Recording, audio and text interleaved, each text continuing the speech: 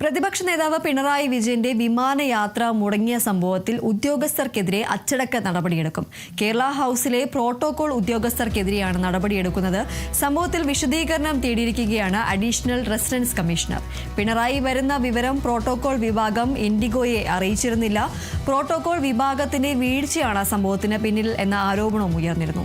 ഇന്നലെ ഡൽഹിയിൽ നിന്നും കോഴിക്കോട്ടേക്ക് 2:50 തിരിച്ച വിമാനത്തിലുണ്ടായിരുന്ന പിണറായി വിജയൻ യാത്ര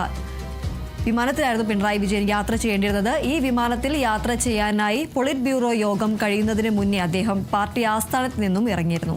വിമാനത്താവളത്തിൽ എത്തിയ ശേഷം ലോഞ്ചിൽ വിശ്രമിക്കുകയായിരുന്ന പിണറായി വിജയന് കൃത്യമായ സമയത്ത് അറിയിപ്പ് ലഭിക്കാത്തതാണ് യാത്ര മുടങ്ങാൻ കാരണമായത് എന്നതാണ് അദ്ദേഹത്തിനൊപ്പമുള്ളവർ പറയുന്നത്.